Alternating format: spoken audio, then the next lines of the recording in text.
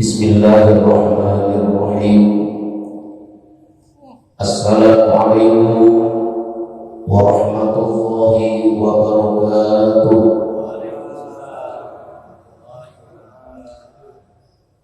Alhamdulillahilladzi arsala rasulahu bil huda wa dinil haqq liyudhhirahu 'ala dini kullihi wa kafa billahi shahida. Asyhadu an la ilaha illallah wahdahu la syarika lah wa asyhadu anna sayyidana wa nabiyyana Muhammadan abduhu wa rasuluh.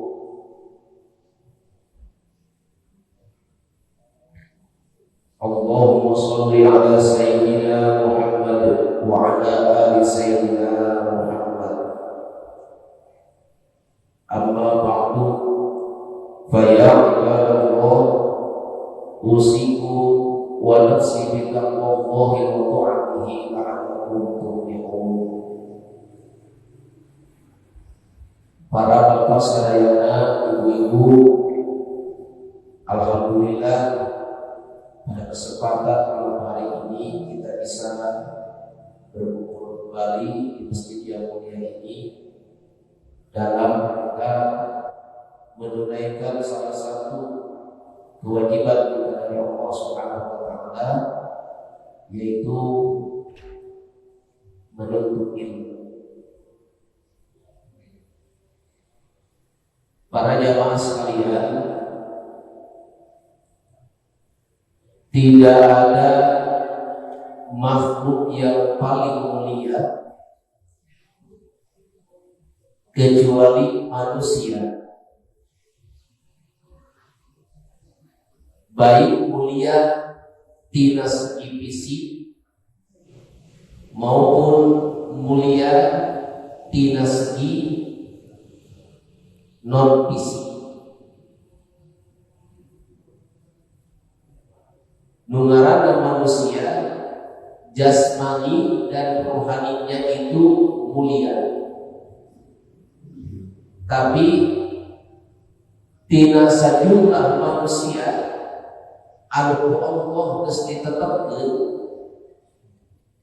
bahwa manusia itu makhluk paling mulia. Laqad khalaqnal insana fi ahsani taqwim. Ku Allah dipilih deui tidak sajumlah manusia anu area anu gereyak manusia dimulai kawin Nabi Adam dipilih deui ku Allah. Sabaraha anu dipilih nanti teu loba anu dipilih ku Allah teh geus ukur 124.000. Anu 124.000 teh kulantaran pilihan Allah tina sajumlah manusia tadi, maka ku Allah diberi jabatan. Naon jabatanana? Ngaranna nabi. Naon tugasna? Tugasna Rasulullah, nyampaikan pesan-pesan Allah, baik pesan Allah yang bersifat perintah maupun pesan Allah yang bersifat larangan, disampaikan kepada Nabi dan para Rasul dengan cara masing-masing, dengan metode masing-masing. Jadi ketika para Nabi dan para Rasul menyampaikan pesan Allah itu tidak sama, walaupun bahan yang disampaikannya sama, yaitu wahyu Allah, tapi teknis untuk menyampaikannya itu berbeda-beda. Ayat bawaan lembut, ayat bawaan tegas, ada yang cara menyampaikannya itu dengan tamsil-tamsil, dengan contoh-contoh. Jadi dari sejumlah nabi yang Allah turunkan membawa tugas tadi berbeda-beda. Aya nabi anu dakwahna teh khusus ka orang-orang anu ahli ibadah.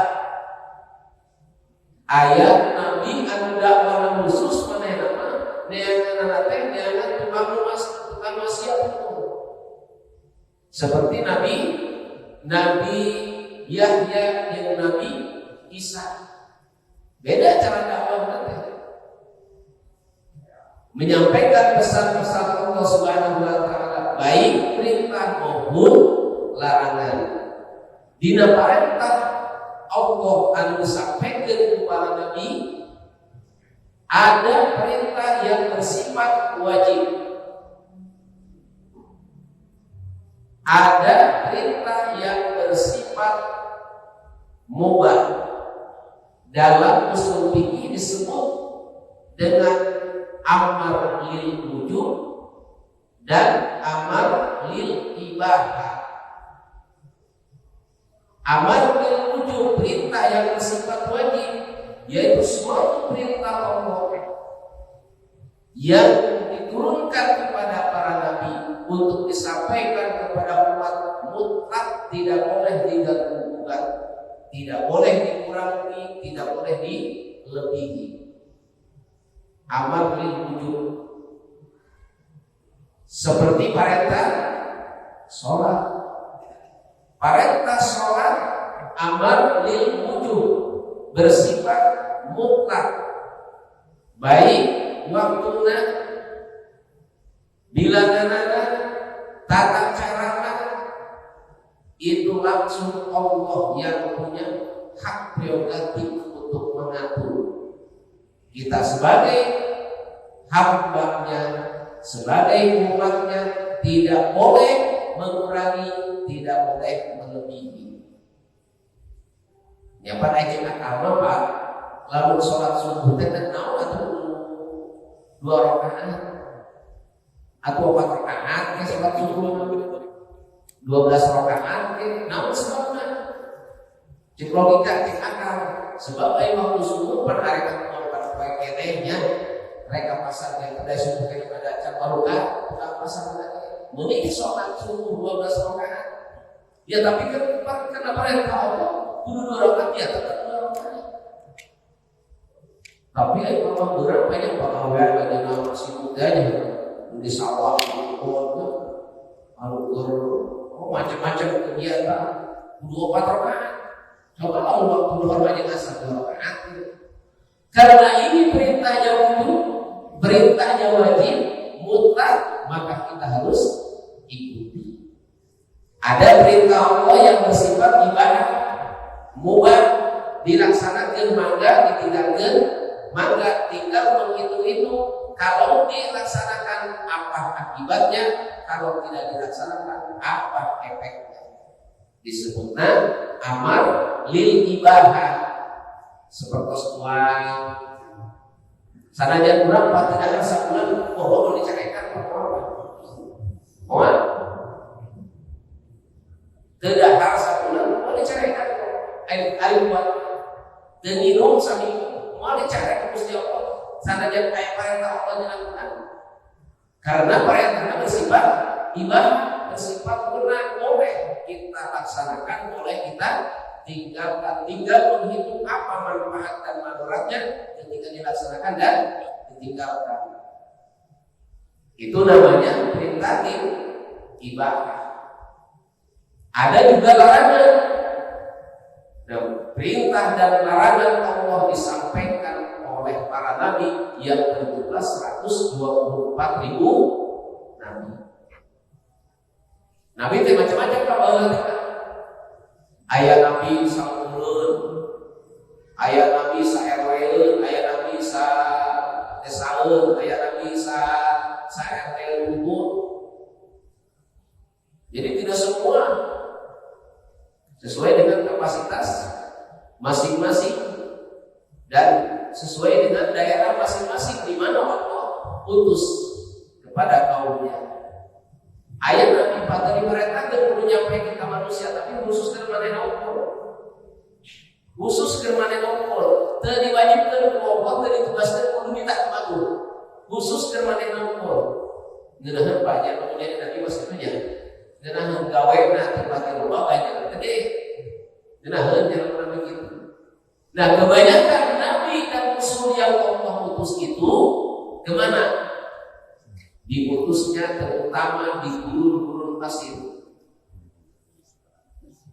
Yang Allah utus dan kebanyakan dari kaum Bani Israil yang Allah jadikan Nabi dan jadikan Rasul. Kebanyakan dari bangsa kaum Israil.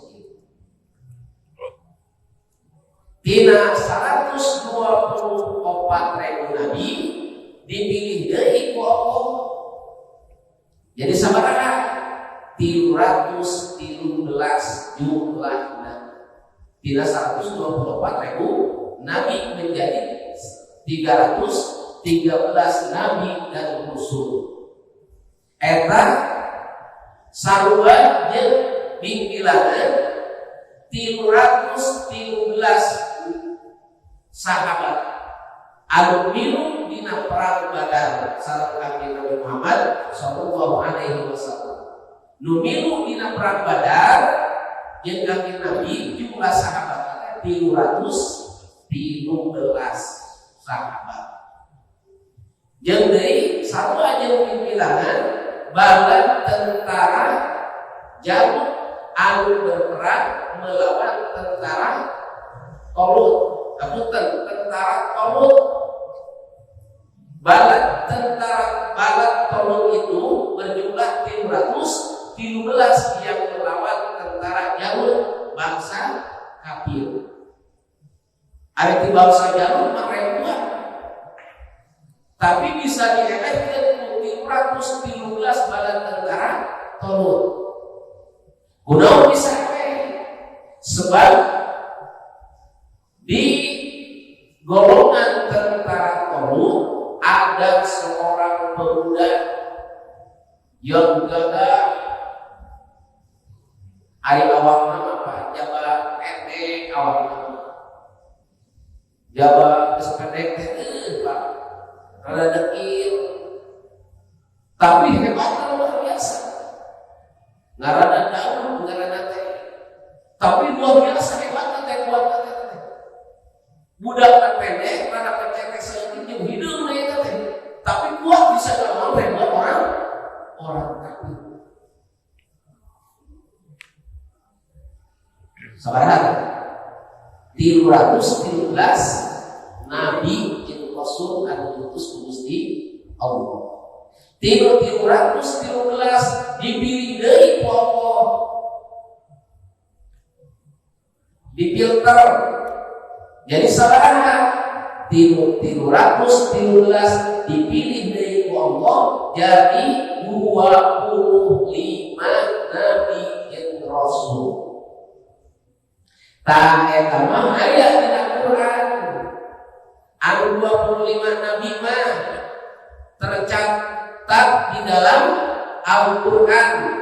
25 nabi mah bahkan akidah Ahlussunnah wajib hukumna fardu ain hukumna urang mengetahui nabi ada 25 dimulai Nabi Adam sampai ke Nabi Muhammad sallallahu alaihi wasallam. Ngomong urang kada garis keturunan Kanjeng Nabi Muhammad mah eta mah fardu ain pisan. Jeung Syekh Nawawi sanajan eta jalma pinter agama, sanajan sawahna megah, hartana loba, mobilna mewah, kabalatak di mana-mana, duitna tukal bank aya, boga pila di mana-mana. Sanajan boga harta benda sambulu, tapi lamun teu katalan kana nasabna Kanjeng Nabi dorakana salilida teh. Cek Imam Nawawi mah, cek Syekh Nawawi Al-Albani. Nah eta mah aya dina Quran. Disebut Allah Subhanahu wa taala di dalam Al-Qur'an. Dimulai saat Nabi Musa alaihi salam. Nabi Musa alaihi salam disebut Allah di dalam Al-Qur'an sampai ke 156 kali. Nabi Musa. Terus Nabi Ibrahim alaihi salam disebut Allah di dalam Al-Qur'an sampai ke 28 kali. Nabi Yusuf alaihi salam disebut Allah di Al-Quran sampai ke 55 kali di Al-Quran. Nabi Isa alaihi salam 55 kali Allah disebut di Al-Quran. Nabi Nuh, Nabi Soleh, termasuk Nabi Muhammad sallallahu alaihi wasallam.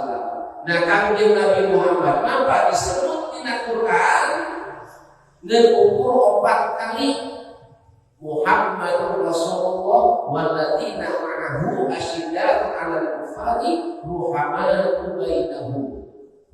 Disebut ku Allah di Al-Qur'an kanjeng Nabi Muhammad dengan ukur 4 kali. Tapi Nabi Musa mah tadi disebutkan Nabi Nuh, Nabi Adam dan seterusnya. Ada yang 65 kali disebut dalam Al-Quran. Lupa kalau banget disebut di Al-Quran yaitu Nabi Musa alaihi salam.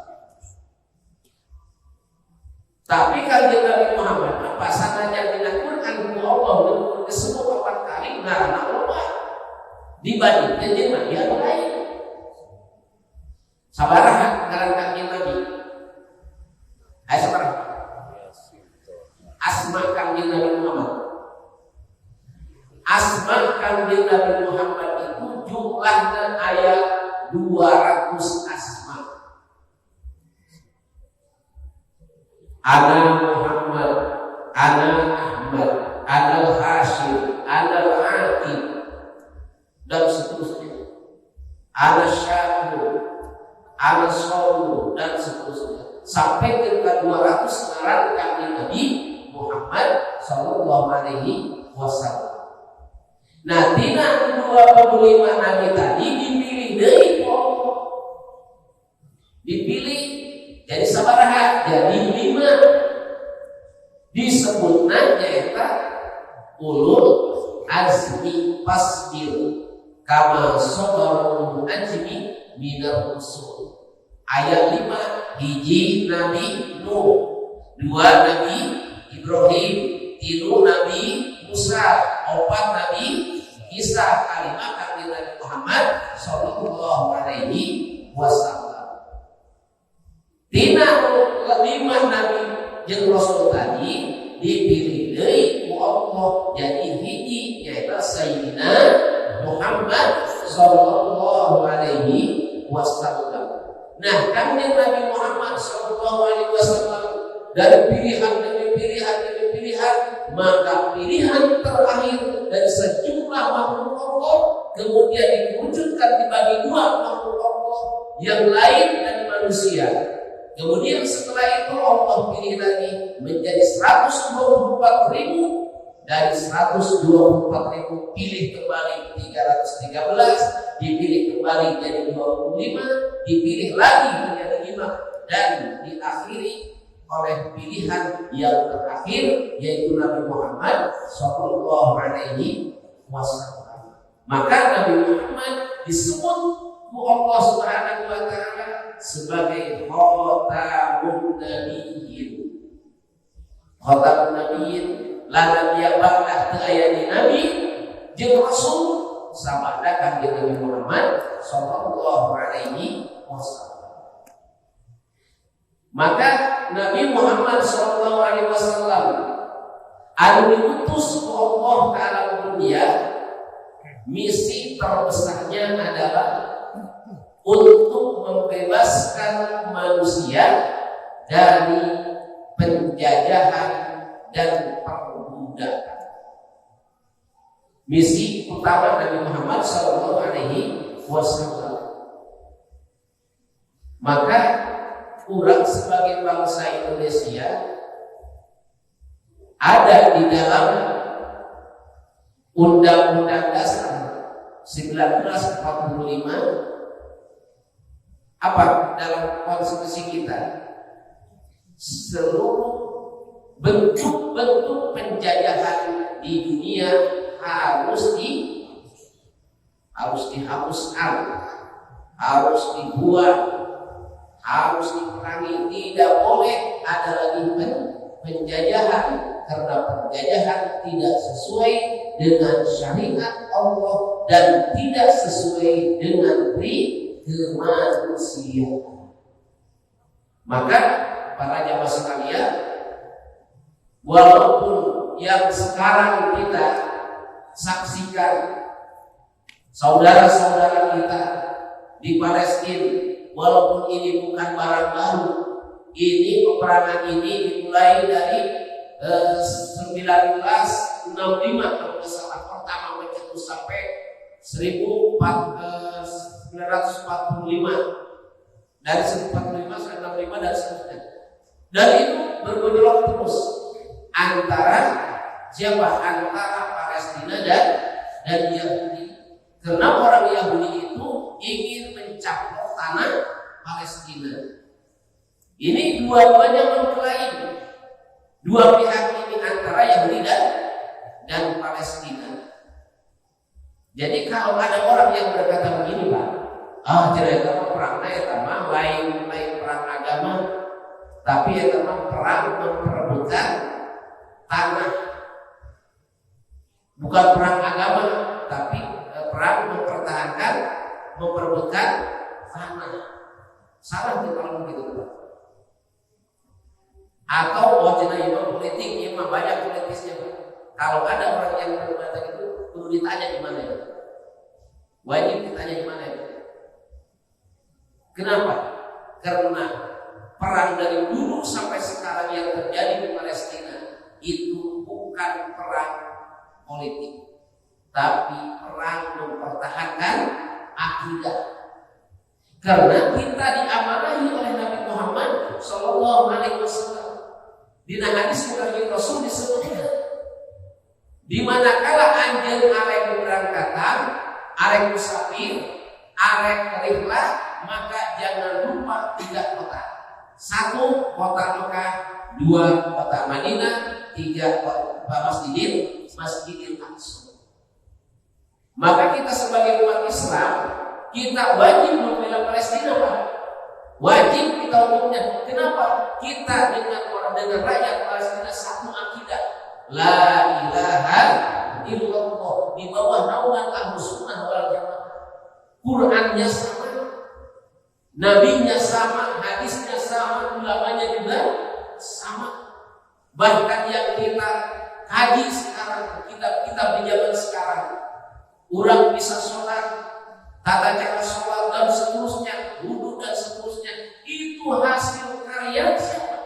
Hasil karya orang Palestina yang bernama Imam Asy-Syafi'i. Beliau lahir di Palestina yang menjadi mazhab Syafi'iyah. Ayat sama baraha menjadi pertimbangan orang sebagai umat Islam wajib membela Palestina minimal dengan doa. Yang pertama, karena di Palestina ada sebuah masjid yang bernama Masjidil Aqsa. Masjidil Aqsa dibangun oleh Nabiullah Adam alaihissalam 40 tahun setelah membangun Masjidil Haram. Jadi dua-duanya ada Nabi Adam, Pak. Masjidil Aqsa jadi Masjidil Haram. Pertama Nabi Adam membangun Masjidil Haram Baitul Allah. Terus 40 tahun sekarang ke Masjidil Aqsa. 1. Dan itu merupakan salah satu kehormatan dari Allah, bahwa umat Islam yang hidup di muka bumi ini punya kiblat. Yang kedua, Masjidil Aqsa yang ada di Palestina, dan sebetulnya itulah yang memang lagi diintip orang-orang Yahudi. Orang Yahudi bukan ingin mencaplok tanah keseluruhan, bukan. Tapi Yahudi ingin mencaplok, yaitu Baitul Muqaddas alias Masjidil Aqsa. Kenapa? Dia berkeyakinan di sekitaran Masjid Aqsa itu ada sebuah kuil Sulaiman namanya. Maka di bawah masjid itu terdapat sebuah kuil namanya kuil Sulaiman dan hendak mau diangkat ke permukaan. Untuk apa? Untuk menunjukkan bahwa kami adalah orang Yahudi, masih keturunan Nabi Sulaiman alaihissalam, dan kami berhak atas tanah ini. Padahal sejarah mencatat dia tidak berhak hidup di Palestina orang Yahudi, karena mesti ditutup Allah Subhanahu wa taala akibat pembangkangan. Masjidil Aqsa adalah kiblat pertama umat Islam. Nabi Muhammad SAW 17 bulan sekian hari sholat natanya hadapna ka Masjidil Aqsa. Sampai itu diskusi dengan orang Yahudi dari Muhammad itu kurang gitu. Akhirnya kami Rasulullah mengenakan kedua tangan berdoa kepada Allah Subhanahu wa taala. Maka pada bulan Sya'ban tanggal 15 Fawalli wajhaka syatrul Masjidil Haram. Muhammad alihkanlah wajah pandanganmu ke mana? Ke Masjidil Haram. Artinya pindah kiblat pada tanggal 15 bulan Sya'ban. Yang ketiga, tanah Palestina merupakan satu tanah yang pernah didoakan berkah oleh Nabi Muhammad SAW. Dalam riwayat Ibnu Asakir, kemudian dalam Musnad Ahmad, Rasulullah SAW berdoa, Allahumma barik fi syamina wa yamanina. Ya Allah, berkahilah tanah Syam dan tanah Yaman. Palestina itu merupakan daratan Syam, termasuk daerah Syam. Karena tanah Arab itu dibagi sekarang menjadi 13 negara. Aku tadinya kan awalnya nama kita Jazirah Arabia, maka dibagi menjadi 13 negara sekarang, negara Arab itu, negara Timur Tengah itu. Dan di antaranya adalah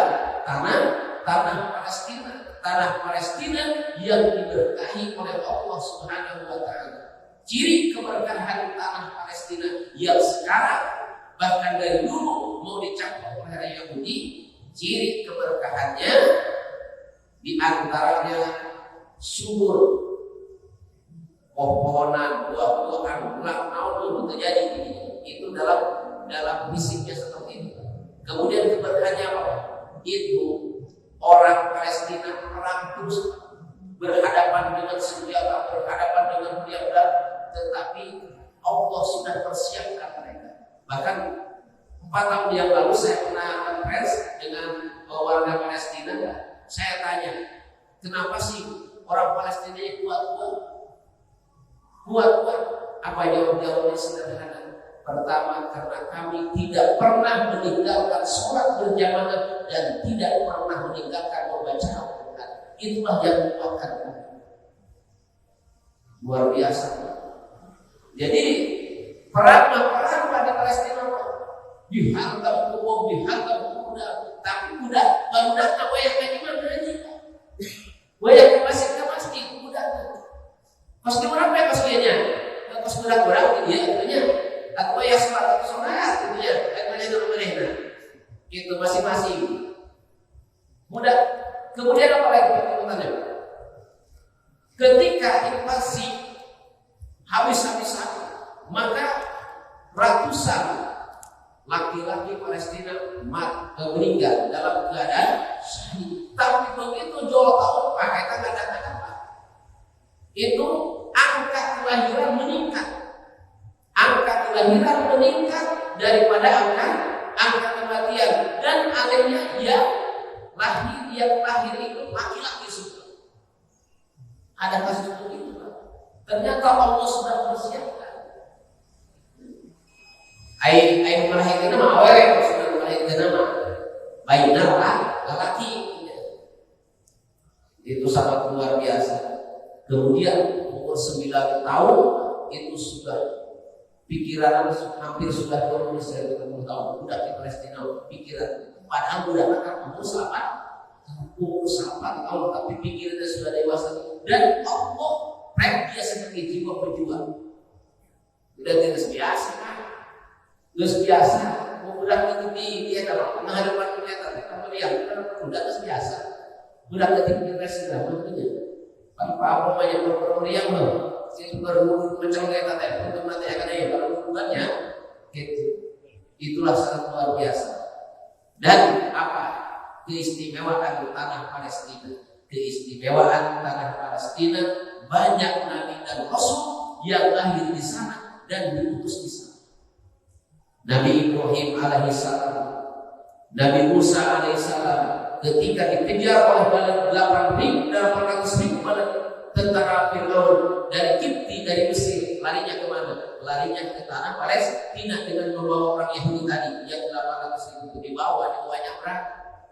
Lencik Nabi Musa mane, bayang nanya kurang air terlepas di naon, tidak cengkrama Firaun yuk kurang kemana ke Palestina, itu bayang mane simbager di Palestina teh, simbager orang Yahudi kan, ulah cara ke Mesir mana makan mana musuhan orang Firaun, air mane, baknaun, bengal wae, terus saya mah ternyata orang Yahudi atau Yahudi atau ada bukan orang ayam. Di jalan kerenya sendiri kuat ya orang Yahudi itu. Di jalan kere canda tangan Palestina, kan di berkumpul di lautan Kulsum, nggak sendiri kuat kata orang Yahudi itu. Aduh Allah di berenaon, kalau tadi hukum deui sampai ke 40 tahun Nabi Musa dan orang Yahudi terperangkap di satu gurun namanya gurun Tih namanya.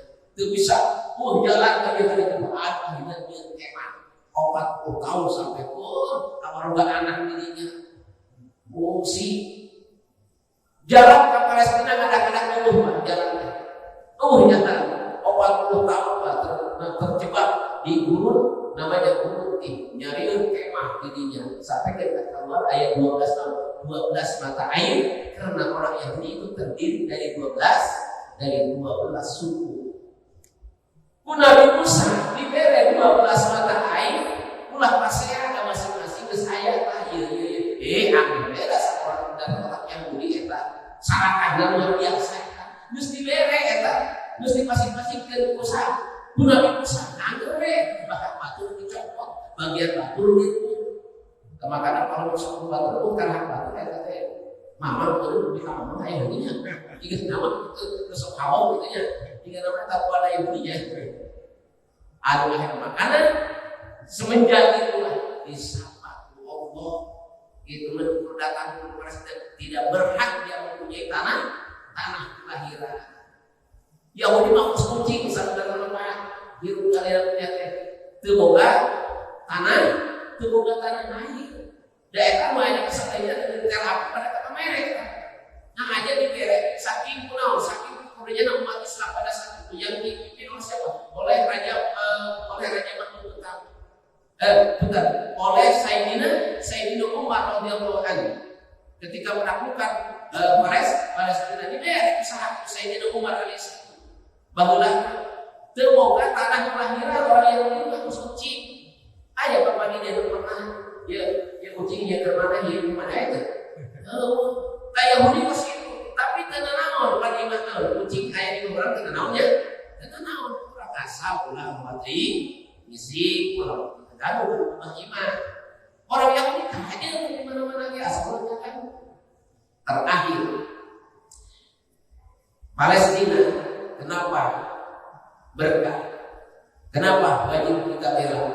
Karena disitulah di mana kita menjelang hari kiamat semua akan berkumpul di sana.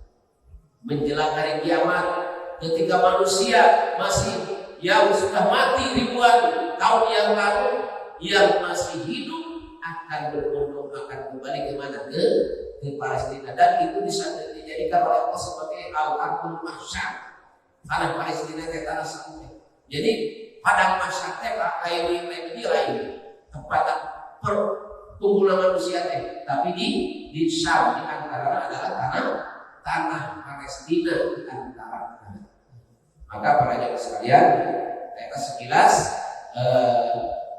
perjalanan manusia, ternyata manusia dipilih Allah Subhanahu wa taala. Nah, urang terakhir urang sebagai umatna adalah umat terbaik dalam pandangan Allah dibandingkan kaum Nabi Nuh masih kena hebat urang, jeung kaum Nabi Ibrahim masih kena hebat urang, bahkan dibandingkan jeung kaum Yahudi jeung bangsa Israel jeung umat Nabi Musa lebih hebat keneh urang. Bahkan kita ingat Nabi Muhammad SAW,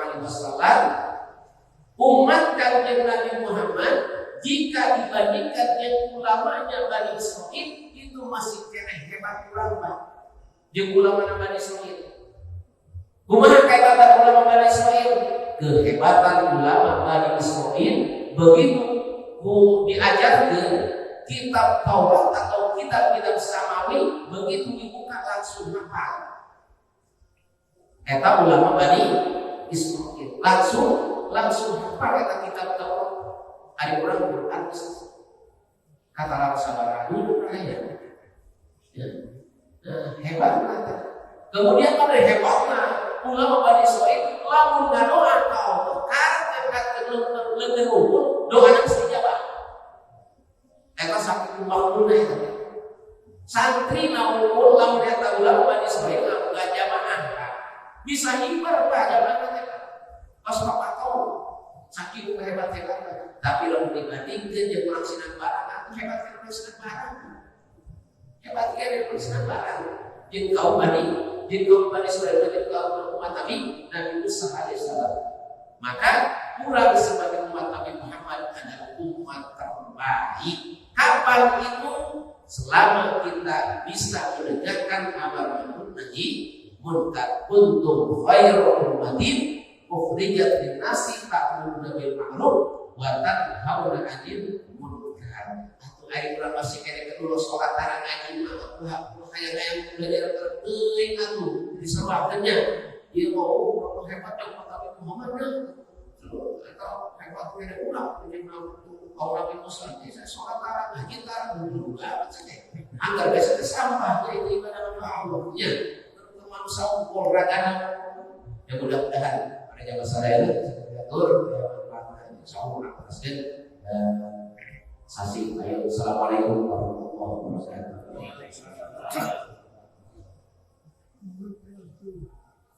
Waalaikumsalam warahmatullahi wabarakatuh.